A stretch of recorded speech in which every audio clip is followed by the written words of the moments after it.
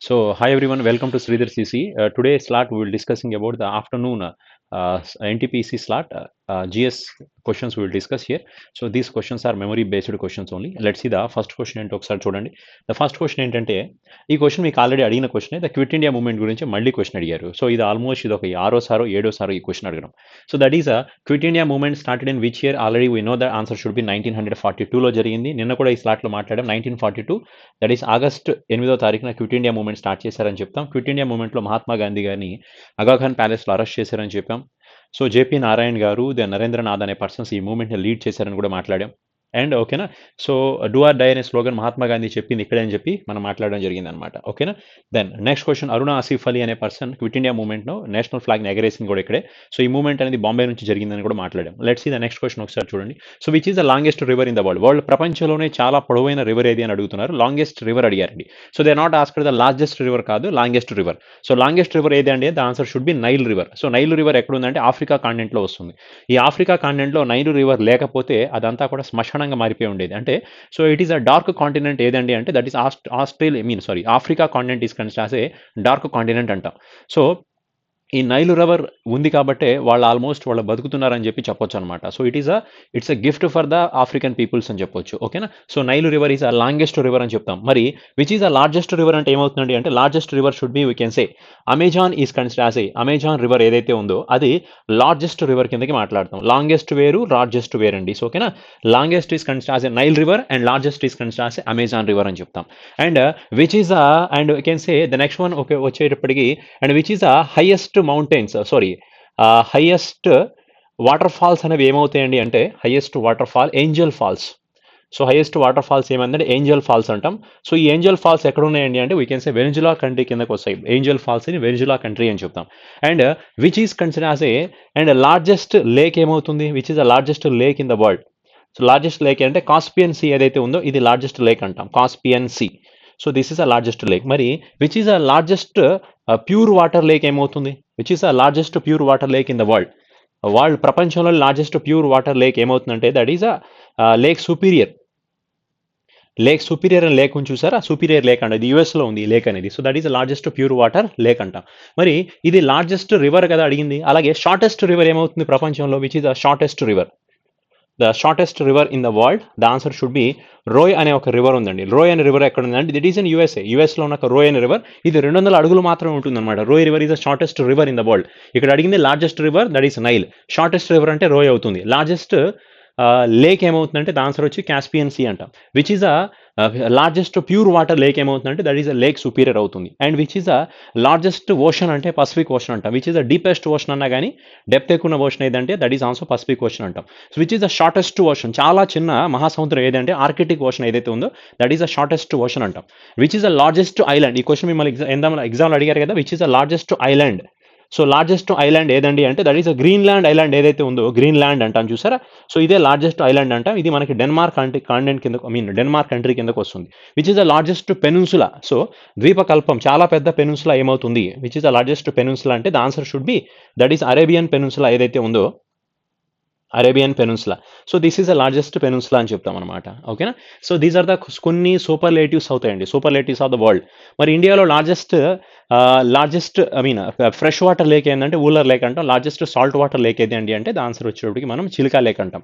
Longest river ఏదండి India అంటే గంగా అని చెప్తాం. సౌత్లో లాంగెస్ట్ రివర్ ఏది అంటే గోదావరి గురించి మాట్లాడతాం అనమాట. లార్జెస్ట్ రివర్ ఐలాండ్ ఏదంటే మజులీ ఐలాండ్, ఇది అస్సాంలో బ్రహ్మపుత్ర నదిలో ఉందని మాట్లాడతాం అనమాట. So these are the few questions అండి. నెక్స్ట్ క్వశ్చన్ ఒకసారి చూద్దాం. Next point C.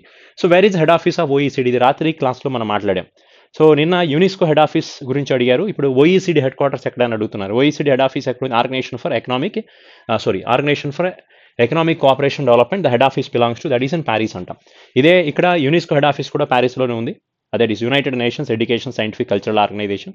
Financial Action Task Force head office is also Paris only. Reporters Without Border అలాగే యునెస్కో. సో వీటన్నిటికీ హెడ్ క్వార్టర్స్ ఎక్కడంటే ప్యారిస్లో. ఇది లాస్ట్ క్లాస్లో మనం మాట్లాడుకున్నాం. ఓకేనా, సరే నెక్స్ట్ క్వశ్చన్ ఒకసారి చూడండి.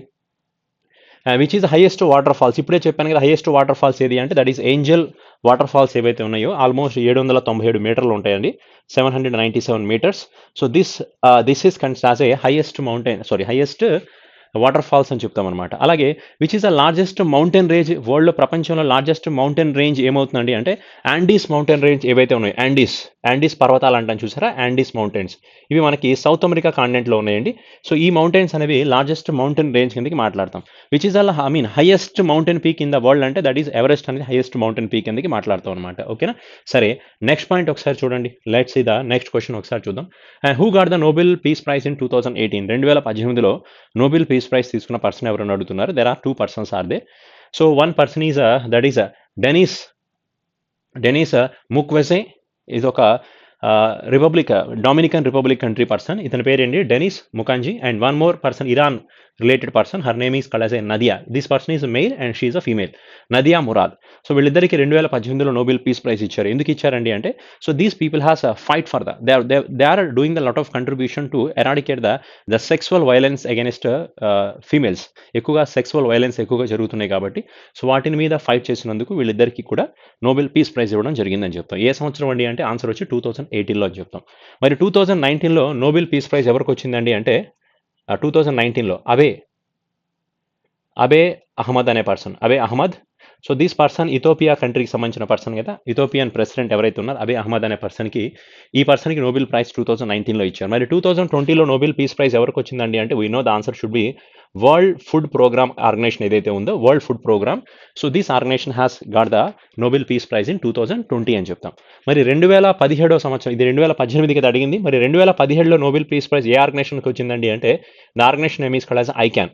So international campaign on evaluation of nuclear weapons అంటాం. So international campaign on evaluation of nuclear weapons, this is got the Nobel prize in 2017 అంటాం. So 2018 is these 2 persons, Denis Mukwege. So this person is from the Dominican republic. Nadia Murad this person is from the Iran. So Iran కంట్రీలో ఒకే ఒక్క పర్సన్కి Nobel prize వచ్చింది, her name is Nadia Murad గురించి మాట్లాడతాం అనమాట. ఓకేనా. Let's see the next question. Next question ఒకసారి చూద్దాం. So what is the full form of ESS? ఇది ఒక కంప్యూటర్ వర్డ్ అన్నారు. ఈఎస్ఎస్ యొక్క ఫుల్ ఫామ్ ఏంటని అడుగుతున్నారు. That is electronic switching system. Electronic switching system is a full form of ESS అంటాం. ఓకేనా. అలాగే ఇంకొన్ని ఫుల్ ఫామ్స్ గురించి మనం మాట్లాడుకుందాం. Let's see the some more full forms. Then what is the full form of GIGO? GIGO full form ఏంటంటే garbage in garbage out. Garbage in garbage out అనేది that is జిఐజిఓకి ఫుల్ ఫామ్ అవుతుంది. Wifi full form ఏమవుతుంది? Wireless fidelity అనేది వైఫైకి full form అవుతాం. చాలామంది మనం యూజ్ చేసే వాడే కదా wifi, that is wireless fidelity గురించి మాట్లాడతాం. Then what is the full form of PCB అంటే that is a print circuit board అంటాం. ప్రింట్ సర్క్యూట్ బోర్డ్ అనేది పీసీబీకి ఫుల్ ఫామ్ అవుతుంది. దెన్ బిఐఎస్ అంటే బిజినెస్ ఇన్ఫర్మేషన్ సిస్టమ్ అంటాం. BIS means business information system. Automatic send and automatic send and receive. So automatic send and receive అంటే ASR గురించి మాట్లాడతాం. Then this is CASC case అంటే computer aided system engineering అంటాం.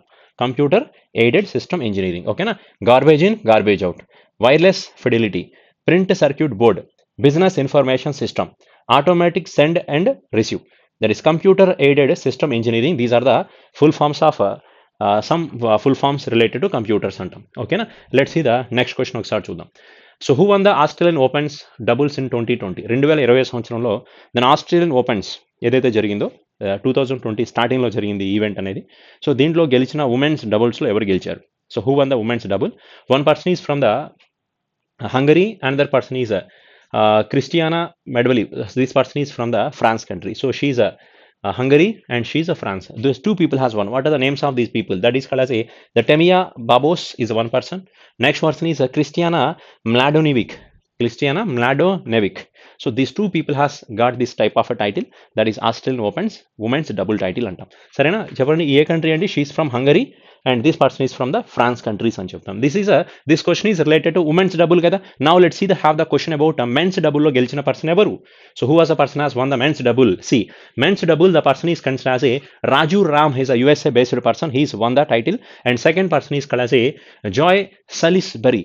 Joy Salisbury is the second person. Joy Salisbury is from Britain. This person is from USA. So వీళ్ళిద్దరికి men's డబుల్స్లో title రావడం జరిగింది. మరి మెన్స్ సింగిల్ విన్నర్ ఎవరండి అంటే Novak జకోవిచ్ from the Serbia country player has won the men's singles title winner. అలాగే female సింగిల్స్లో గెలిచిన పర్సన్ ఎవరంటే Sofia Kenin. Sofia Kenin is from USA player. So USA player has won men's single title. Novak జకోవిచ్ is from the Sofia Kenin is women's single. Men's double is Novak జకోవిచ్. And Raju Ram and Joy Salisbury, these two people has from the Britain. This 2 people has won the men's double title అని చెప్తాం. ఓకేనా? సరే, next question ఒకసారి చూడండి. Next point should be, so between whom the first battle of Panipat was fought. ఎవరి మధ్యలో battle of Panipat జరిగిందని చెప్తున్నాం. So first battle of Panipat ఎవరెవరి మధ్యలో జరిగిందండి అంటే, దెర్ ఆర్ 1926లో జరిగిన బ్యాటిల్ ఆఫ్ పానిపట్ ఏదైతే ఉందో, ఈ క్వశ్చన్ మీకు ఆల్రెడీ చాలాసార్లు వచ్చింది. సో ఎవరి మధ్యలో జరిగిందండి? బాబర్కిను ఇబ్రాహిం లోడీకి మధ్యలో జరిగిందని చెప్తాం. అంటే లోడీ డైనాసిటీ లాస్ట్ పర్సన్ ఎవరైతే ఉన్నారో ఇబ్రాహిం లోడీ, అతనికి బాబర్కి జరిగింది. సో ఇతన్ని ఓడించి బాబర్ ఢిల్లీ సామ్రాజ్యాన్ని, మొఘల్ డైనాసిటీ రాజ్యాన్ని స్థాపించడం జరిగిందని చెప్తాం. అంటే ఢిల్లీని ఆక్యుపై చేశారని చెప్తాం అనమాట. సో దీనికంటే ఎక్కువగా మనం ఇంకొక వార్ గురించి మాట్లాడుతాం. దట్ ఈస్ 1927లో జరిగిన బ్యాటిల్ ఆఫ్ కాన్వా అంటాం. So battle of Canva is very important war అని చెప్తాం. ఇది రాణా సంగ్రామ సింగ్కి అలాగే బాబర్కి మధ్యలో జరిగింది. Rana Sangrama Singh battle of 100 man of 100 battles అని కూడా పిలుస్తాం అతన్ని. ఓకేనా? సో అతనికి బాబర్కి మధ్యలో జరిగిన యుద్ధం ఏదైతే ఉందో అది బ్యాటిల్ ఆఫ్ కన్వా అని చెప్తాం అనమాట. అది చాలా చాలా ఇంపార్టెంట్ యుద్ధం అని కూడా మాట్లాడుకుంటాం. సో ఈ క్వశ్చన్ మనకి చాలాసార్లు అడిగింది. బ్యాటిల్ ఆఫ్ పానిపట్ 1 అడిగాడు, పానిపట్ 2 కూడా అడిగారు. పానిపట్ 2 ఎప్పుడు జరిగింది? దట్ ఈస్ 1556లో బ్యాటిల్ ఆఫ్ పానిపట్ 2 జరిగింది కదా. హేమూకిను అక్బర్కి మధ్యలో జరిగింది. అక్బర్కి బిహాఫ్ ఆఫ్ భైరవ్ సింగ్ అనే పర్సన్ పార్టిసిపేట్ చేయడం కూడా జరిగిందని చెప్తాం. అది బ్యాటిల్ ఆఫ్ పానిపట్ 2 1556. తర్వాత థర్డ్ బ్యాటిల్ ఆఫ్ పానిపట్ 1761లో జరిగిందని చెప్తాం. ఓకేనా? సో ఎవరెవరికంటే ఈస్ట్ ఇండియా కంపెనీకి సంబంధించి ఈస్ట్ ఇండియా కంపెనీస్కి, అలాగే దెన్ ఈ ఎవరైతే ఉన్నారో మరాఠాస్కిను ఆఫ్ఘన్స్కి మధ్యలో జరిగిందని చెప్తాం అనమాట. అహ్మద్ షా పర్సన్కి, అహ్మద్ షా అండ్ సదాశివరావు మధ్యలో జరిగిందని చెప్తాం అనమాట. ఓకే, సో ఇవన్నీ మనకి 3 బ్యాటిల్ ఆఫ్ పానిపట్స్ ఉన్నాయి. బట్ వీటిలో first battle of Panipat, second battle of Panipat ఇప్పటికి చాలాసార్లు అడిగారు. బ్యాటిల్ ఆఫ్ కన్వా అడగడం జరిగింది, బ్యాటిల్ ఆఫ్ బాక్సర్ అడగడం జరిగింది, బ్యాటిల్ ఆఫ్ ప్లాసీ కూడా అడగడం జరిగింది అనమాట. సో ఈ క్వశ్చన్స్ మొత్తం నిన్న క్లాస్లో బ్యాటిల్ ఆఫ్ ప్లాసీ గురించి మనం మాట్లాడుకున్నాం. ఓకే, సరే నెక్స్ట్ క్వశ్చన్ చూద్దామండి ఒకసారి. Let's see the next bit ఏంటంటే, which animal is famous in Kaziranga national park. So Kaziranga national పార్క్లో ఏ యానిమల్ ఫేమస్ అని చెప్తాం. So this animal very very famous animal Kaziranga, that is rhinos. Rhinos అనేది చాలా ఫేమస్ యానిమల్ అవుతుందండి కాజిరంగా నేషనల్ పార్క్లో.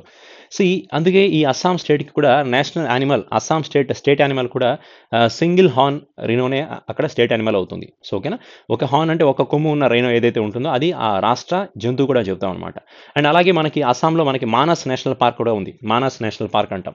ఈ మానస్ నేషనల్ పార్క్లో ఫేమస్ యానిమల్ ఏదండి అంటే వైల్డ్ వాటర్ బఫెలో అని. Wild water buffalo, that is a famous animal. Wild water buffalo. So this is a famous animal in Manas national park అని చెప్తాం. అలాగే మనకి ఇంకొన్ని నేషనల్ పార్క్స్ గురించి మనం మాట్లాడుకుందాం. Let's see the Kanha national పార్క్లో ఫేమస్ యానిమల్ ఏది? So Kanha national park the famous animal should be leopard. Leopard అంటాం. అలాగే జిమ్ కార్బెట్ నేషనల్ పార్క్ ఏదైతే ఉందో, జిమ్ కార్బెట్ నేషనల్ ఉత్తరాఖండ్లో ఉంది కదా, ఇదే మన ఇండియాలోనే ఫస్ట్ నేషనల్ పార్క్ అని పిలుస్తాం.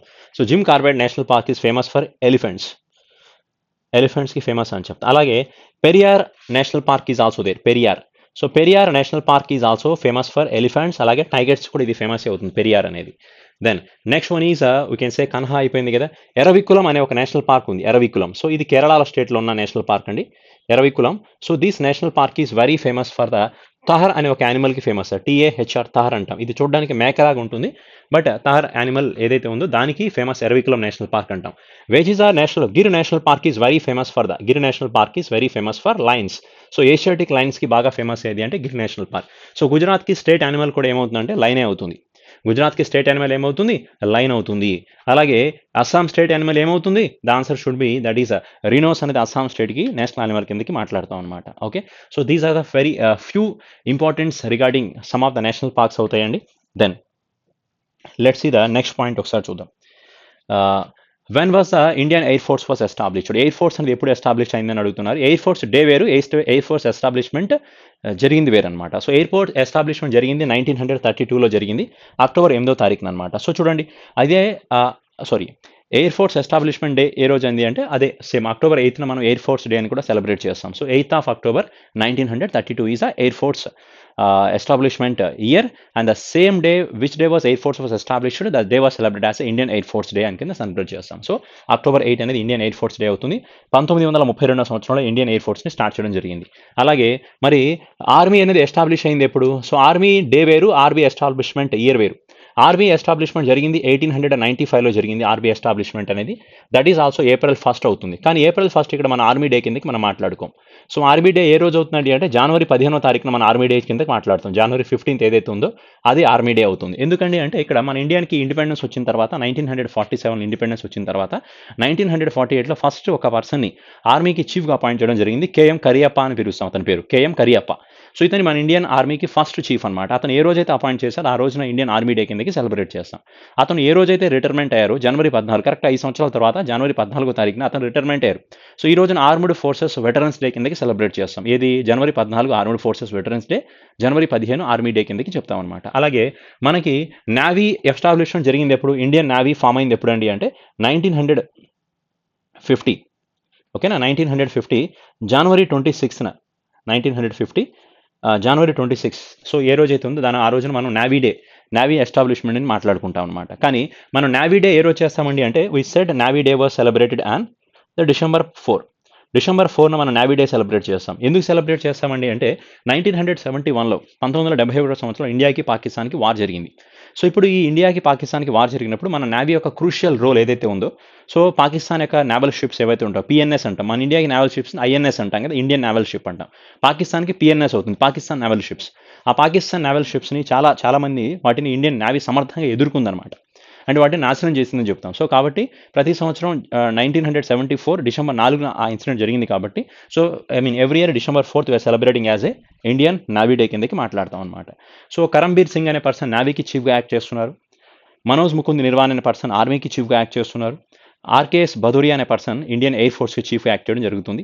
ఆర్మీ, నేవీ, ఎయిర్ ఫోర్స్ మూడింటికి హెడ్ క్వార్టర్స్ వచ్చి న్యూఢిల్లీలో ఉన్నాయని చెప్తామన్నమాట. మరి ఆర్మీ, నేవీ, ఎయిర్ ఫోర్స్ మొత్తానికి కలిపి ఈ 3 డిపార్ట్మెంట్స్కి హెడ్ ఎవరండి అంటే Bipin Rawat. So he's a chief of defence అని చెప్తాం. Who is a chief of defence అంటే బిపిన్ రావత్. ఇంతకుముందు ఈ పొజిషన్ లేదండి. సో ఒక 2019 టైంలోనే ఈ పొజిషన్ క్రియేట్ అయిందని చెప్తాం. సరేనా, నెక్స్ట్ వన్ చూడండి. When was the Indian air force day? ఇది ఆల్రెడీ మనం కంప్లీట్ చేసిన question. Let's see next one. So when was the skill India campaign was launched? Skill India campaign ఎప్పుడు లాంచ్ చేశారని అడుగుతున్నారు. That is 15th July 2015. So దీనికి ఇంకొక పేరే PMKVY అంట, ప్రధానమంత్రి Kaushal Vikas Yojana. So Pradhan Mantri Kaushal Vikas Yojana, the other name is considered as skill India. So ఈ programme start అయింది 2015లో స్టార్ట్ చేశారు, 15th July అని చెప్తాం. అందుకే ప్రతి సంవత్సరం జూలై 15వ తారీఖున వరల్డ్ యూత్ స్కిల్స్ డే కిందకి సెలబ్రేట్ చేస్తారు. World youth skills day is on celebrating on the 15th July 2015. So this programme has launched by the Narendra Modi launch చేయడం జరిగింది. ఈ ప్రోగ్రామ్ యొక్క మెయిన్ ఇంటెన్షన్స్ అంటే to provide the skill training to unemployed youth in India after then providing the placements to them. That is the main concept of this Pradhan Mantri Kaushal Vikas Yojana. ఈ scheme ఇప్పటికి ఒక 4-5 సార్లు అడగడం జరిగిందనమాట. ఓకేనా, let's see the next question ఒకసారి చూడండి. సో వాట్ ఈస్ ఈ స్కీమ్ గురించి మాట్లాడదాం. C what is the maximum loan limit under the Kishore scheme of Pradhan Mantri Mudra Yojana. So ప్రధానమంత్రి ముద్రా యోజన ప్రోగ్రామ్ కింద కిషోర్ అనే లోన్కి ఎంతవరకు, కిషోర్ అనే కాన్సెప్ట్కి ఎంతవరకు లోన్ ప్రొవైడ్ చేస్తారని అడుగుతున్నారు. సో దాని గివింగ్ ఆన్సర్ వచ్చేటికి 5 lakhs అవుతుంది. యాక్చువల్గా ఈ ప్రధానమంత్రి ముద్రా యోజన గురించి ఒకసారి మాట్లాడదాం. ప్రధానమంత్రి PMMY అంటాం. So this Pradhan Mantri Mudra Yojana program has started in 2015లోనే స్టార్ట్ చేశారు ఈ ప్రోగ్రామ్ని. సో ఎందుకు స్టార్ట్ చేశారు అంటే to provide the loan for the smallest business persons in India, అంటే especially for the fruit vendors అవ్వచ్చు, వెజిటేబుల్ వెండర్స్ కానీ, చిన్న బిజినెస్ పర్సన్స్ చేసుకునే వాళ్ళు, స్ట్రీట్ వెండర్స్ ఎవరైతే ఉంటారో వాళ్ళకి లోన్ ఇవ్వడం కోసం, వాళ్ళని సపోర్ట్ చేయడం కోసం, to give the support for the street vendors, చిన్న బిజినెస్ పర్సన్స్ అంట. To give the support for the street vendors like a fruit, vegetable vendors and et cetera. This programme has started and this programme they started one bank. ఈ programme కింద ఒక బ్యాంక్ని కూడా start చేశారు. That is Mudra bank అని కూడా పిలుస్తాం. Mudra bank అని ఒక బ్యాంక్ని స్టార్ట్ చేశారు. ఎక్కడ స్టార్ట్ చేశారు ఈ ముద్రా బ్యాంక్ని? సో దీని హెడ్ ఆఫీస్ వచ్చి న్యూఢిల్లీలో ఉందని చెప్తాం. ముద్రా బ్యాంక్ యొక్క హెడ్ ఆఫీస్ ఎక్కడ? న్యూఢిల్లీ. సో ఈ బ్యాంక్ యొక్క పేడప్ క్యాపిటల్ ఎన్ని కోట్లతో స్టార్ట్ చేశారండి అంటే, so this bank paid-up capital was you can సే, మూలధనం ఎంత అండి ఈ బ్యాంక్ కంటే మొత్తం 20,000 కోట్ల రూపాయలతో 2015 సంవత్సరంలో ఈ బ్యాంక్ని పెట్టడం జరిగిందని చెప్తాం. సో ముద్రా యొక్క ఫుల్ ఫామ్ ఏంటని ఎగ్జామ్లో అడగొచ్చు అండి. Micro unit development refinance agency అంట. Micro unit development refinance agency అంట. Okay, so very important full form అండి. Refinance, micro unit development refinance agency, that is a full form of Mudra. సరే, ఇప్పుడు ఇంకొక పాయింట్ ఏంటంటే, అండ్ ఈ ప్రోగ్రామ్ కింద government of India అనేది ఒక మొత్తం 3 లోన్స్ని స్టార్ట్ చేయడం జరిగింది. So there are the 3 loans are there. What are the 3 loans are there? ఒకటి శిశు అంటాం. శిశు అంటే స్మాల్ కిడ్ కదా. నెక్స్ట్ వన్ వచ్చేటప్పటికి కిషోర్ అని చెప్తాం. శిశు, కిషోర్ అండ్ తరుణ్. సో ఇలా 3 loans ఉన్నాయి. సో ఈ శిశు అంటే జనరల్గా మీనింగ్ ఏంటంటే కిడ్ని శిశు అంటాం. కిషోర్ అంటే మీనింగ్ ఏంటి? దట్ ఈస్ యంగ్ అంటాం. ఇదంటే చైల్డ్ అని, ఇదంటే యంగ్ అంటాం. మరి తరుణ్ అంటే ఏంటి సార్ అంటే తరుణ్ అంటే అడల్ట్ అని. Shishu means kid, Kishore means young, Tarun means adult. So ఇలా 3 లోన్స్‌ని శాంక్షన్ చేయడం జరుగుతుందనమాట. So as a part of Shishu programme కింద ఎంతవరకు లోన్ శాంక్షన్ చేస్తారండి అంటే that is answer should be up to 50,000 rupees of loan they can provide under the Shishu అని చెప్తాం. అలాగే కిషోర్ ప్రోగ్రామ్ కింద ఎంతవరకు ఇస్తారంటే అప్ టు 5 లాక్స్ అంటే 50,000 రూపీ నుంచి 5 లక్షల వరకు ఇక్కడ ఇస్తారు. లాస్ట్ తరుణ్ అనే కాన్సెప్ట్ ఏదైతే ఉందో తరుణ్కి ఎంత ఇస్తారండి అంటే 5 లక్షల రూపాయి నుంచి 5 లాక్స్. సో 5 లాక్ రూపీ నుంచి ఓకేనా. సో 5 లాక్ రూపీ నుంచి 10 లక్షల వరకు ప్రొవైడ్ చేయడం జరుగుతుంది. ఓకేనా. సో ఇప్పుడు అడిగింది కిషోర్ కాబట్టి ద ఆన్సర్ వచ్చి ఏమవుతుందంటే 5 లాక్స్. అదే తరుణ్ అడిగినట్టయితే 10 లక్షల వరకు ఇస్తారండి అని చెప్పాలన్నమాట. Yes. So then next question should be C Mudra అనేది దేనికి సబ్సిడీ అని ఎగ్జామ్లో అడగవచ్చు. Mudra bank is a subsidiary of SIDBI small industries development bank of India ఏదైతే ఉందో దానికి సబ్సిడీ అనేది ఏమవుతుందంటే ముద్ర అనేది దానికి ఒక సబ్సిడీ కిందకి మాట్లాడతాం అనమాట. ఓకే సరే నెక్స్ట్ క్వశ్చన్ చూడండి. And let's see the next bit. Where was the Amir Khusrau born? Amir Khusrau అనే పర్సన్ ఎక్కడ పుట్టారని అడుగుతున్నారు. యాక్చువల్గా ఇతను ఒక పర్షియన్ ఫ్యామిలీ రిలేటెడ్ పర్సన్ అని చెప్పొచ్చు. The fathers of this person has belongs to Persia. But this person was born in. ఈ పర్సన్ పుట్టింది ఎక్కడ అంటే పటియాలి అనే ఒక ప్లేస్ ఏదైతే ఉందో పటియాలి దట్ ఈస్ ప్రీవియస్లీ అంటే ఆ రోజుల్లో ఇది యూపీ అని కిందకి మాట్లాడతాం. పటియాలా అనేది వేరు, పటియాలి. సో దిస్ ఇస్ పటియాలి ఆఫ్ ఉత్తరప్రదేశ్లో పుట్టాడని చెప్పొచ్చు అనమాట. ఎవరు? అతని పేరు ఏంటంటే అమీర్ ఖుష్రూ. ఇతని గురించి మనం చెప్పొచ్చు అండి. ఏం చెప్పొచ్చు అంటే అమీర్ ఖుష్రూ అనే పర్సన్ బాల్బన్ వంశంలో స్టార్ట్ అయ్యాడు. బాల్బన్ అంటే మనకి స్లేవ్ డైనాసిటీ తర్వాత రజియా సుల్తానా రూలింగ్ కంప్లీట్ అయిన తర్వాత బాల్బన్ అనే పర్సన్ రూలింగ్ స్టార్ట్ చేశారని చెప్తాం. ఈ బాల్బన్ తర్వాత మనకి ఖిల్జీ డైనాసిటీ స్టార్ట్ అయింది. ఓకేనా. అలావుద్దీన్ ఖిల్జీ. సో బహుళుల్ ఓకేనా. సో ఖిల్జీ డైనాసిటీ స్టార్ట్ చేశారు. దెన్ దాని తర్వాత మనకి ఖిల్జీ డైనాసిటీ తర్వాత దెన్ తుగ్లక్ డైనాసిటీ స్టార్ట్ అయింది, సయీద్ డైనాసిటీ స్టార్ట్ అయింది, తర్వాత లోడీ డైనాసిటీ అంటాం. సో అంటే ఈ ఏదైతే డైనాసిటీస్ ఉన్నాయో ఈ 4 డైనాసిటీస్లో మొత్తం ఈ 4-5 డైనాసిటీస్లో మొత్తం ఒక 7 రాజుల దగ్గర ఈ పర్సన్ ఉన్నాడని చెప్తాం. 7 కింగ్స్ అని చెప్తాం. సో ఈ పర్సన్ గురించి బాల్బన్కి తెలుసు, ఈ పర్సన్ గురించి అలావుద్దీన్ ఖిల్జీకి తెలుసు. ఓకేనా. అలాగే దెన్ నెక్స్ట్ వన్ వచ్చేటప్పటికి సో దట్ ఈస్ తుగ్లక్ డైనాసిటీకి ఈ పర్సన్ పరిచయం ఉన్నాడు. దెన్ ఇదే పర్సన్ గురించి ఐ మీన్ సయీద్ డైనాసిటీకి తెలుసు and same person is know about the Lodi dynasty. ఇన్ని రూలింగ్స్ అనేది ఈ పర్సన్ గురించి మాట్లాడతాం అనమాట. అండ్ ఇంకో పర్సన్కి ప్యారెట్ ఆఫ్ ఇతన్ని భారతదేశ రామచిలుక అని కూడా పిలుస్తారు. That is a parrot of India. So ఈ పర్సన్కి ఇంకో పేరు ఏంటంటే ప్యారెట్ ఆఫ్ ఇండియా అని కూడా కన్సిడర్ చేస్తామన్నమాట. ఇతను రాసిన చాలా బుక్స్ ఉన్నాయండి. So he was written the lot of books. So ఒక్కొక్క డైనాసిటీ గురించి ఒక్కొక్క ఇంపార్టెన్స్ గురించి అతను రాసిన కొన్ని పుస్తకాల గురించి ఉన్నాయి. సో వాటిలో ఒకటి చూడండి, అతను రాసిన కొన్ని బుక్స్ మాట్లాడదాం. ఏంటది అంటే ఖాజరా ఉస్ సదీస్ అనే బుక్ రాశారు. ఈ బుక్ ఎవరి గురించి రాశారండి అంటే ఎవరైతే బాల్బన్ ఉన్నాడు చూసారా, బాల్బన్ మనవడు చెప్పిన దాన్ని బట్టి అతని అడిగారనే ఉద్దేశంతో ఈ బుక్ రాయడం జరిగింది. దట్ ఈస్ అ ఖాజర్ ఉస్ సదీస్ అంటే ఇది బాల్బన్ వంశం గురించి చెప్పిన పుస్తకం అని చెప్తాం. దాని తర్వాత తారీఖ్ అలై అనే బుక్ రాశారు. ఇది ఎవరి కోసం అండి అంటే Alauddin Khilji. This book is about Alauddin Khilji అని చెప్తాం. అండ్ దిస్ ఈజ్ ఆషికీ అనే ఒక బుక్ రాశారు. This book is about Sayyid dynasty Khizr Khan అనే పర్సన్ ఉన్నారు చూసారు, అతను లవ్ స్టోరీ గురించి ఈ బుక్లో రాయడం జరిగింది. ఆషికీ అనే బుక్ అనమాట. The next one is you can say Nuh Sipihr అనే బుక్ ఎవరి కోసం రాశారండి అంటే ముబారక్ ఖిల్జీ అనే పర్సన్ ఎవరైతే ఉన్నారో అతని గురించి, అలాగే ఇండియాకి ఇంపార్టెన్స్ గురించి నుషీఫార్ అనే బుక్లో రాయడం జరిగిందని చెప్తాం. So this book is Tughlaq Nama ఏదైతే ఉందో తుగ్లక్ డైనాసిటీ గురించి గియాషుద్దీన్ తుగ్లక్ అనే పర్సన్ గురించి ఈ బుక్ రాయడం జరిగింది. దట్ ఈస్ తుగ్లక్ నామా అంటాం. సో ఇవి అంటే చూడండి ఇక్కడ ఒకటేమో బాబల్ ఉంది, అలాగే ఖిల్జీ డైనాసిటీ ఉంది, ఖిజిర్ ఖాన్ డైనాసిటీ గురించి ఉంది, అలాగే సో ఇది కూడా ఖిల్జీనే. So this is consider as ఈ బుక్ అనేది ఇది తుగ్లక్ డైనాసిటీ అంటాం. సో ఇన్ని డైనాసిటీస్ని కవర్ చేసిన పర్సన్. ఓకేనా. సో అతని గురించి అందుకే పర్సన్ చాలా ఇంపార్టెంట్ పర్సన్ అవుతారు. అమీర్ ఖుష్రూ అని చెప్తాం అతని పేరు అనమాట. ఓకేనా.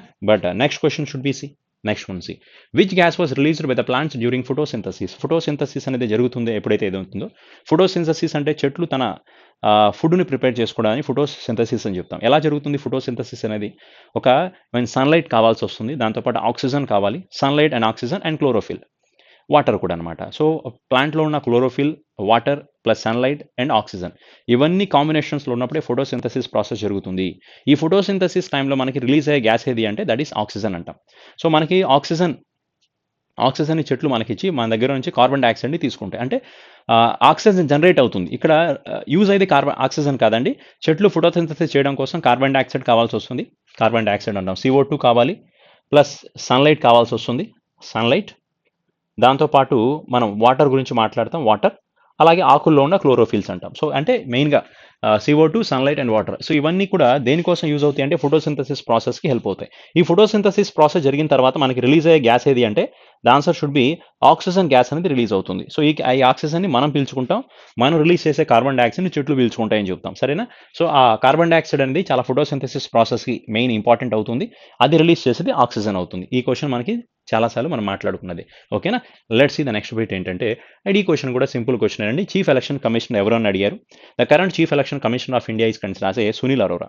Then this person is the 23rd chief election commissioner అని చెప్తాం. He is the 23rd chief election commissioner. Then first chief election commissioner ఎవరండి అంటే సుకుమార్ సేన్. సుకుమార్ సేన్ అనే person first chief election commissioner కింద ఇంతకుముందు ఒకసారి మాట్లాడా. అండ్ ఫస్ట్ ఫీమేల్ పర్సన్ ఎవరండి అంటే S Ramadevi, female. First female chief election commissioner ఎవరండి అంటే ఎస్ రమాదేవి అని చెప్తాం. యాక్చువల్గా లిస్ట్లో ఈవిడ 9th చీఫ్ ఎలక్షన్ కమిషనర్ అని చెప్పొచ్చు. ఈవిడ ప్లేస్లో టిఎన్ శేషన్ అనే person 10th chief election commissioner కింద అపాయింట్ చేయడం జరిగింది. టిఎన్ శేషన్. ఇండియాలో ఓటర్ ఐడి కార్డ్స్ రిలీజ్ చేసిన ఫస్ట్ పర్సన్ ఎవరండి అంటే ఏ ఎలక్షన్ కమిషన్ టైంలో రిలీజ్ అయింది అంటే his name is colour TS Seshan టైంలోనే వచ్చిందని చెప్తాం. ఈ పర్సన్కి రామన్ మెగసెస్ అవార్డు కూడా జరిగిందని చెప్తాం. అలాగే ఇప్పుడు ఉన్న 23rd చీఫ్ ఎలక్షన్ కమిషన్ ఎవరండి అంటే his name should be Sunil Arora గురించి మనం మాట్లాడుకుందాం. Then and one point C the election commission was represent in article 324 to the 329th of Indian కాన్స్టిట్యూషన్లో ఎలక్షన్ కమిషన్ గురించి మనం మాట్లాడడం జరుగుతుందన్నమాట, ఓకేనా? Let's see the next question. Let's see the next point. అలాగే ఎలక్షన్ కమిషనర్స్ ఎంతమంది ఉన్నారండి అంటే మొత్తం ముగ్గురు అని చెప్తాం. ఒక పర్సన్ చీఫ్ ఎలక్షన్ కమిషనర్, అతను సపోర్టింగ్ ఇద్దరు ఎలక్షన్ కమిషనర్స్ ఉంటారు. సుశీల్ చంద్ర అనే పర్సన్ ఒకతను, రాజీవ్ కుమార్ అనే పర్సన్ ఇంకొకతను అనమాట. There are 2 currently chief election commissioners are there. Sorry, 1 chief election commissioner, under him there are 2 election commissioners are there. ఎవరు ఆ ఇద్దరండి అంటే ఆల్రెడీ చెప్పాను, సుశీల్ చంద్ర అనే ఒక పర్సన్, అలాగే రాజీవ్ కుమార్ అనే రెండో పర్సన్ అనమాట. చీఫ్ ఎలక్షన్ కమిషనర్ అయితే సునీల్ అరోరా గురించి మనం మాట్లాడడం జరుగుతుంది. ఎస్, నెక్స్ట్ పాయింట్ చూడండి ఒకసారి.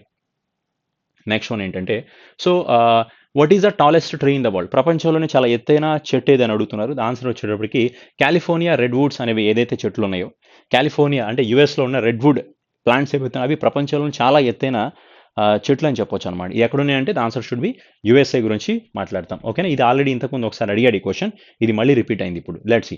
So when was the sepoy mutiny what started? అంటే సిపాయిల తిరుగుబాటు ఎప్పుడు జరిగింది అని అడుగుతున్నది. ఆన్సర్ 1857 అన్నది తెలిసిందే కదా. బట్ 1857లో ఎగ్జాక్ట్గా జరిగింది మే 10వ తారీఖున స్టార్ట్ అయిందని చెప్తాం.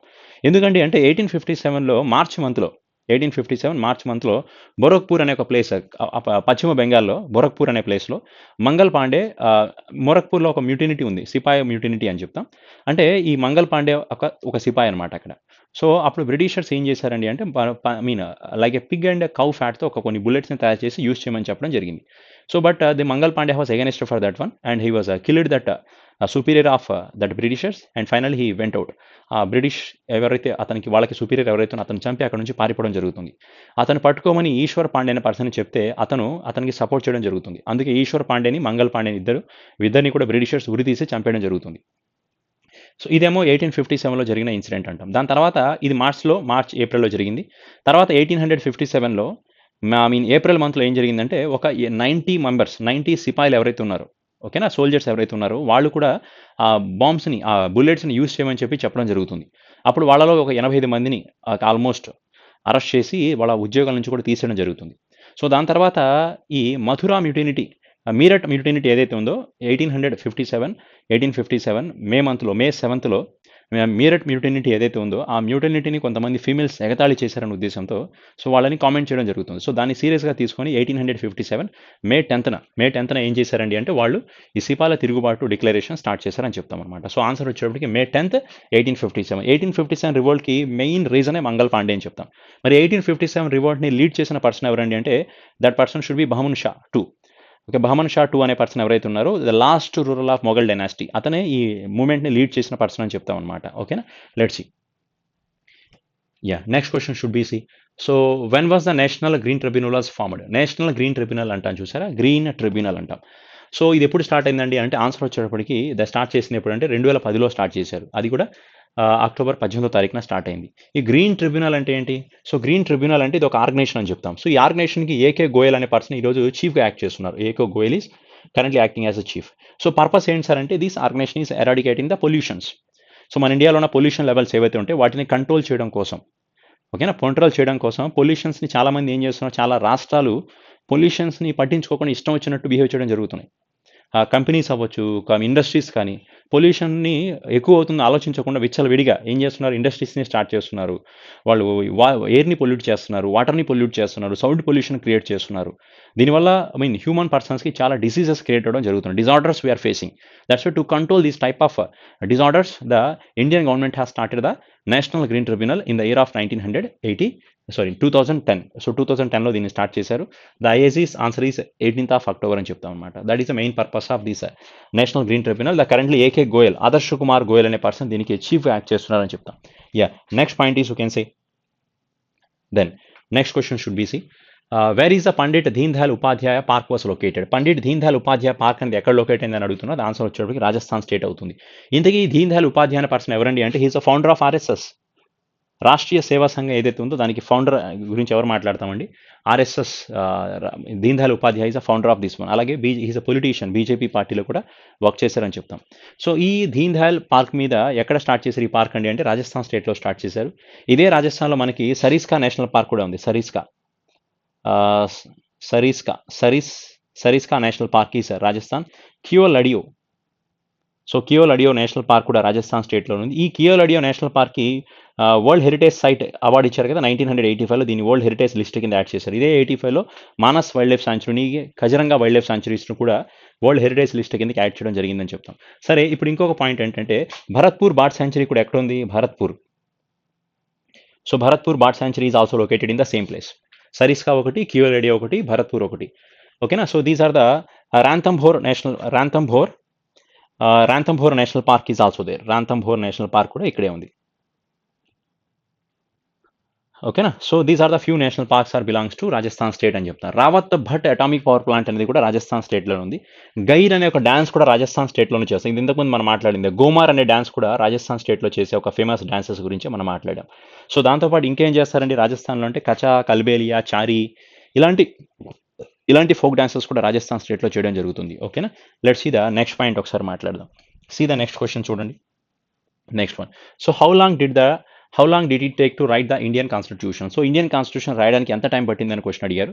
దట్ ఆన్సర్ వచ్చి ఇది మనకి చాలాసార్లు మనం మాట్లాడుకున్న పాయింట్ ఏనండి. Total 2 years 11 months 18 days of time పట్టింది. 2 సంవత్సరాల 11 నెలల 18 రోజులు పట్టిందని చెప్తామన్నమాట. మరి ఈ ఇండియన్ కాన్స్టిట్యూషన్ని రాయడం కోసం మొత్తం 22 కమిటీస్ని స్టార్ట్ చేశారు. Total how many committees they started?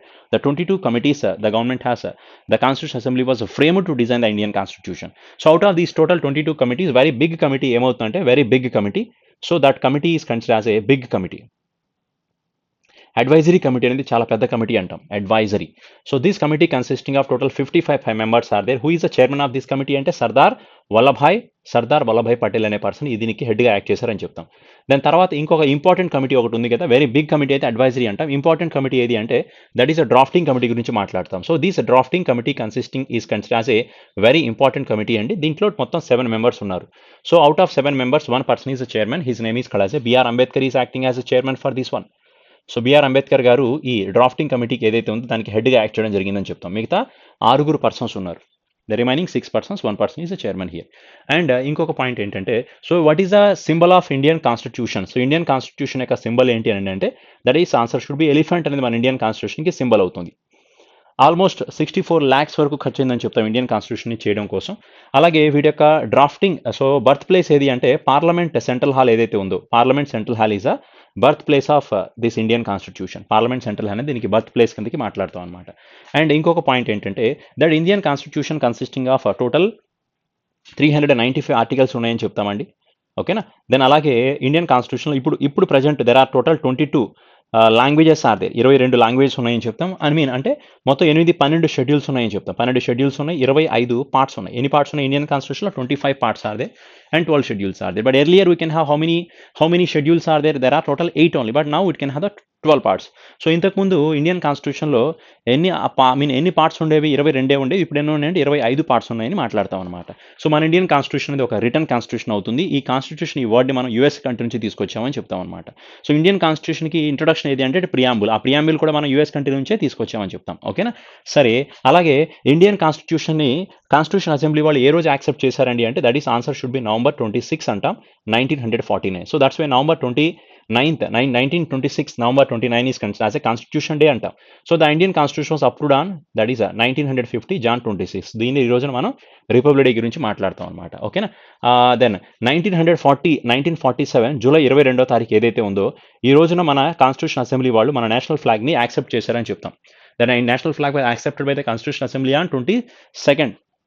అదేనండి, sorry, Indian government has accepted that 1947 July 22వ తారీఖున మనం మన నేషనల్ ఫ్లాగ్ని యాక్సెప్ట్ చేశారని మాట్లాడుకుంటాం అనమాట. ఓకేనా. So these are the few points అని మాట్లాడతామండి. Let's see the next point C. Next question చూడండి ఒకసారి. The point C. So who built Hawa Mahal? Hawa Mahal అని ఎవరు కట్టారు? హవా అంటే ఏంటి? దట్ ఈస్ ఎయిర్ అంటాం. So it is a palace of air లేదా ఎయిర్ ప్యాలెస్ అని చెప్పొచ్చు అనమాట. ఈ ప్యాలెస్ని ఎవరు కట్టారండి అంటే 1799 సంవత్సరంలో ఈ పర్సన్ ప్రతాప్ సింగ్ అనే పర్సన్ కట్టడం జరిగింది. Pratap Singh he's called as a total name Savoy Pratap Singh అంటాం. ఇతను ఎవరి కోసం కట్టారండి అంటే ఇతను గ్రాండ్ ఫాదర్ ఎవరైతే ఉన్నారో జై సింగ్ అనే పర్సన్, జై సింగ్. సో జై సింగ్, సవాయ్ జై సింగ్, జై సింగ్ అనే పర్సన్ ఎవరంటే he's a founder of Jaipur. అతని పేరు మీద జై అనే పేరుతో వచ్చిందనమాట. జై సింగ్ అనే person he's a founder of Jaipur city. So కాబట్టి అతనికి రిప్రజెంటేషన్గా ఈ హవా మహల్ అని కట్టడం జరిగింది. ఇట్స్ ప్యాలెస్ ఆఫ్ ఎయిర్ అని చెప్తాం అనమాట. And who is the designer, who is architect of this Mahal అంటే his name is called as Lal Chand. Lal Chand Ustad అనే పర్సన్ ఈ మహల్ని ఆర్కిటెక్ట్ అని చెప్పొచ్చు. Lal Chand Ustad is an architect of this Hawa Mahal. 1799లో ఉంది. ఇది ఒక జైపూర్లో ఉందని చెప్పొచ్చు. ఒక 300 కిలోమీటర్లు, ఢిల్లీకి ఒక 300 కిలోమీటర్స్ అవే ఉందని మాట్లాడుకోవచ్చు అనమాట. అంటే ఇక్కడ నుంచి ఢిల్లీకి 300 కిలోమీటర్ల దూరం ఉందన్నమాట. సరే, నెక్స్ట్ క్వశ్చన్ ఒకసారి చూడండి. So who wrote the book of Indian struggle? Indian struggle అనే పుస్తకాన్ని ఎవరు రాశారు? ఇండియన్ స్ట్రగుల్ అనే బుక్ని ఎవరు రాయడం జరిగిందండి అంటే his name is Subhash Chandra Bose has written the book that is Indian struggle అని చెప్తాం. అలాగే ఇంకొన్ని ఫేమస్ బుక్స్ కూడా ఉన్నాయి ఇండియన్ కాన్స్టిట్యూషన్లో. మనం ఇండియన్ ఫ్రీడమ్ ఫైటర్స్ రాసిన కొన్ని పుస్తకాలు చూద్దామండి. Let's see the one of the book is considered as Gita Rahasya. Gita రహస్య అనే బుక్ని ఎవరు రాశారండి అంటే బాలగంగాధర తిలక్ రాయడం జరిగింది. Gita Rahasya book was written by the Tilak. Tilak గారు ఈ బుక్ రాయడం జరిగింది, Tilak. So okay, then who was author of unhappy India? Lala Lajpat Rai. So Lala Lajpat Rai అనే పర్సన్ ఈ బుక్ని రాయడం జరిగింది. సో ఇండియా డివైడెడ్ అనే బుక్ని రాసింది ఎవరండి అంటే his name is Rajendra Prasad. Rajendra Prasad గారు ఈ బుక్ని రాయడం జరిగింది. That is our first president of India. So hints for self culture అనే బుక్ని ఎవరు రాశారండి అంటే లాలా హీరద్వార్, Hiralal. So this person has written the book is hints for self culture అని చెప్తాం. Next one is a nation in making. A nation in making అనే బుక్ని రాసింది ఎవరండి అంటే his name is called as a Surendranath Banerjee అనే పర్సన్. సురేంద్రనాథ్ బెనర్జీ అనే పర్సన్ ఈ బుక్ని రాయడం జరిగింది. Surendranath Banerjee has written this book. Hindu Swaraj అనే బుక్ని మహాత్మా గాంధీ గారు రాయడం జరిగింది. So Mahatma Gandhi has written this particular book that is Hindu Swaraj. So war of Indian independence అనే బుక్ని దట్ ఈస్ విడి సవార్కర్ అనే పర్సన్, వి సవార్కర్. సో విడి సవార్కర్ అనే పర్సన్ ఈ బుక్ని రాయడం వార్ ఆఫ్ ఇండియన్ ఇండిపెండెన్స్ అని చెప్తాం. అభ్యుదయ అనే బుక్ని మదన్ మోహన్ మాల్వే.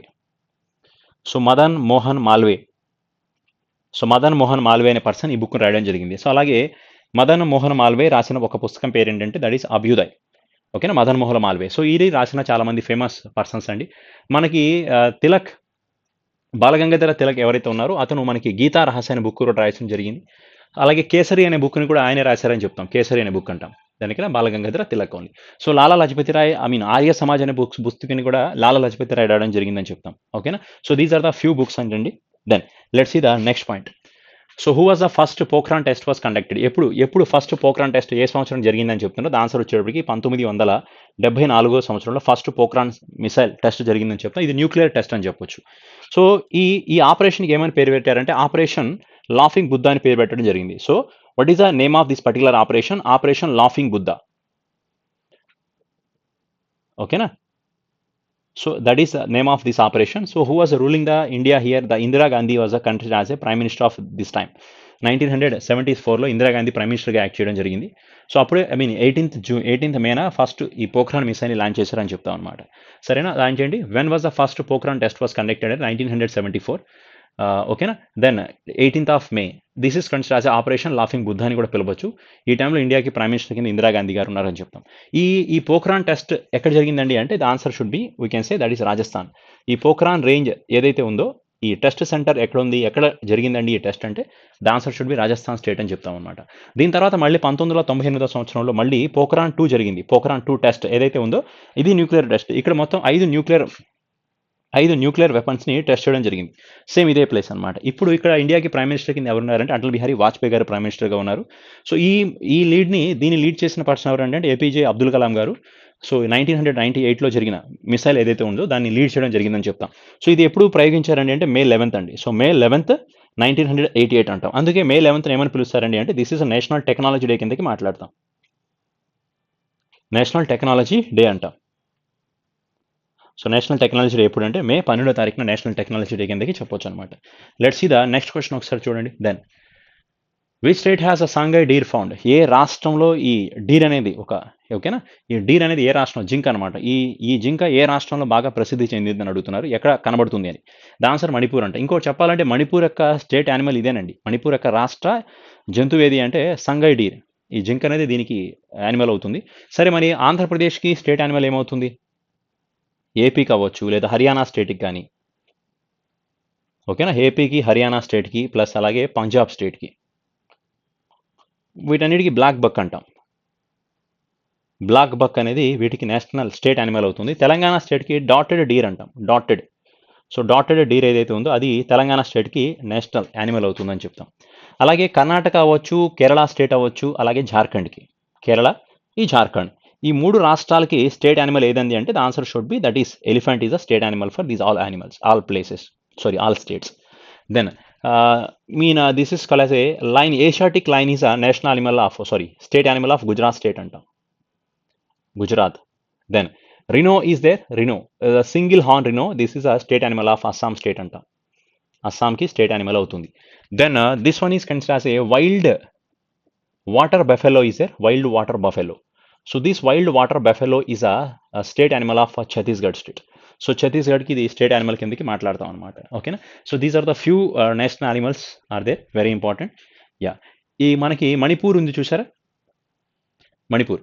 సో దిస్ మణిపూర్లో ఒక ఫేమస్ బాక్సర్ కూడా ఉన్నారు కదా, that is one of the famous boxer is there in Manipur state. And next one we can say ఈ పర్సన్కి పద్మ విభూషణ్ అవార్డు కూడా రావడం జరిగిందని చెప్తాం. Mary Kom is a boxer.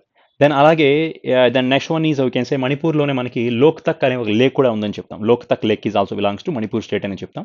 ఇక్కడ మనకి కైబూజ్ లంజోన్ నేషనల్ పార్క్ కూడా మణిపూర్లోనే ఉందని మాట్లాడతాం అనమాట. Let's see the next point ఒకసారి చూడండి. Next question.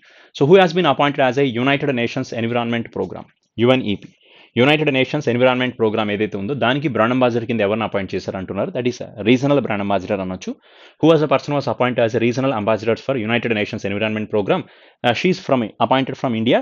Her age is actually 17 years of age అనమాట. అమ్మాయి పేరు ఏంటంటే his name is Khushi Chindalia. Khushi Chindalia was appointed as a United Nations environment programme brand ambassador అని చెప్తాం. And this is United Nations environment programme is one of the international organisation అండి. So this head office is we can say that is in మాడ్రిడ్లో దీని head office ఉందని చెప్తాం. So Madrid is belongs to the capital of Spain country అని చెప్తాం. So currency of Spain we can say that is considered as a euro అనేది స్పెయిన్కి currency కిందకి మాట్లాడతాం అనమాట. ఓకేనా. Then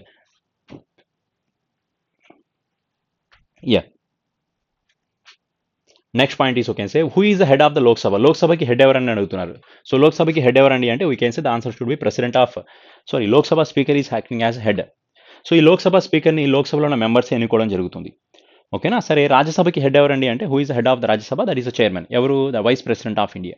so vice president of India is acting as Rajya Sabha chairman as per the 64th article of Indian the constitution అంటాం. ఓకేనా.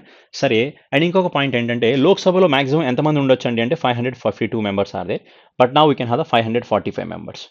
Lok Sabha there are 2 persons are 2 Anglo Indians are nominated by president of India. The come to Rajya Sabha there are total, రాజ్యసభలో there are ఎంతమంది ఉంటారంటే 250 మంది ఉంటారు, but currently we have the 245 members are they. So out of 245 members 12 persons are appointed by president of India from cultural అవ్వచ్చు, arts అవ్వచ్చు, literature గురించి కానీ ఈ ఏరియాస్ నుంచి ప్రెసిడెంట్ ఎంతమందిని అపాయింట్ చేయొచ్చు అంటే ఒక 12 మందిని ప్రెసిడెంట్ అపాయింట్ చేయొచ్చు అని చెప్తాం అనమాట.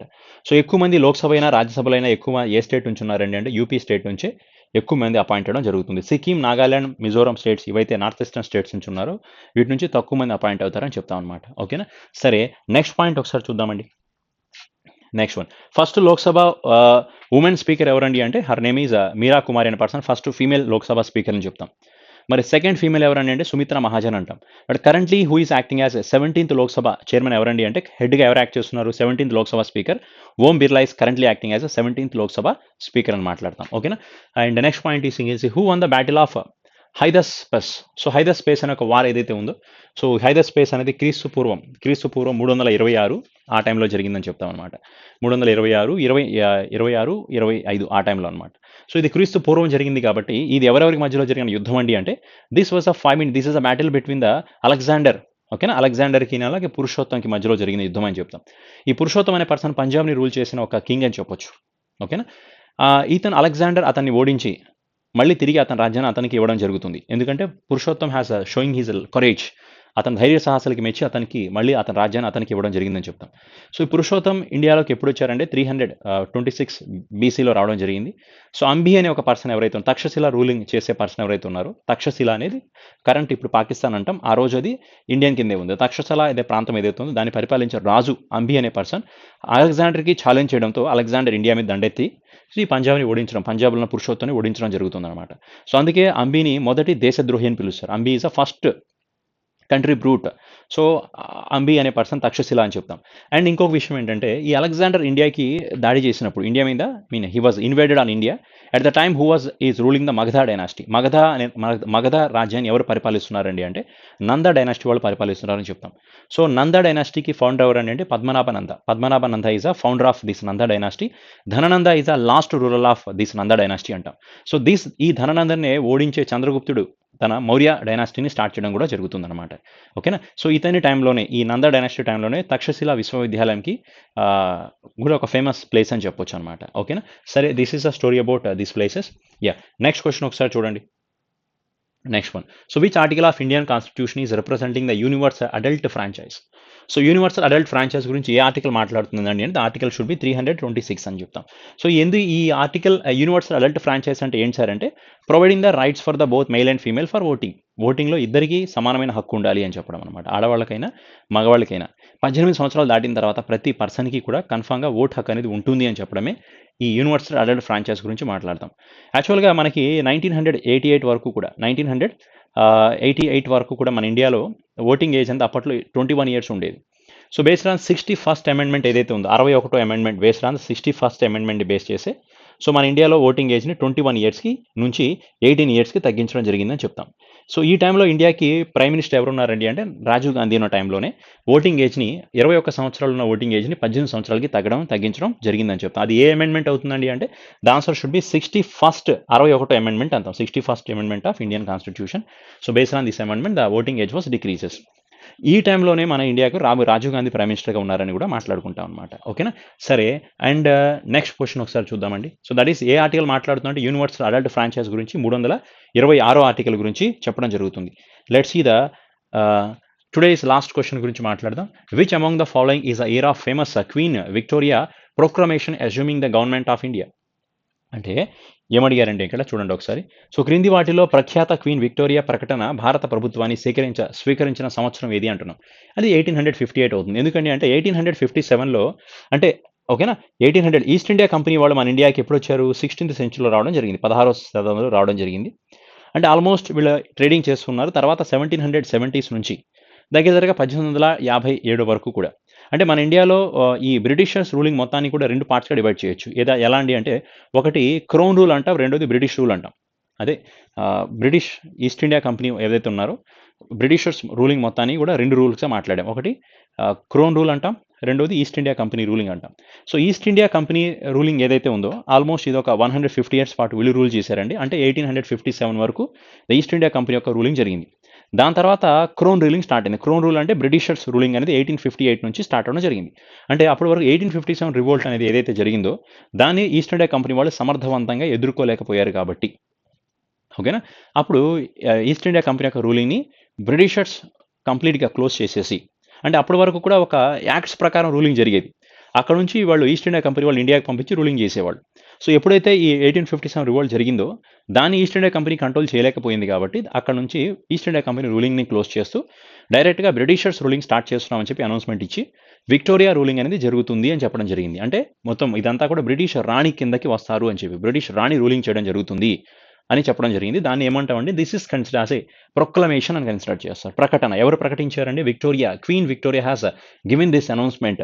She is giving this type of proclamation. So that's why from 1858 నుంచి దీని గురించి మాట్లాడుకుంటామనమాట.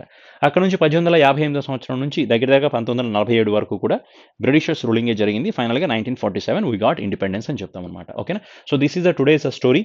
అండ్ ఫర్ ద ఆల్మోస్ట్ ఒక 30 క్వశ్చన్స్ వరకు ఈరోజు డిస్క్రైబ్ చేసాం అవుట్ ఆఫ్ 40. అంటే మనకి memory based questions we got 30 only. So ఆ 30 క్వశ్చన్లు ఈరోజు డిస్క్రైబ్ చేసాం. At the next class again we will start with the tomorrow second slot మళ్ళీ ఎక్స్ప్లెయిన్ చేద్దాం. ఓకేనా? Thank you very much. Good night.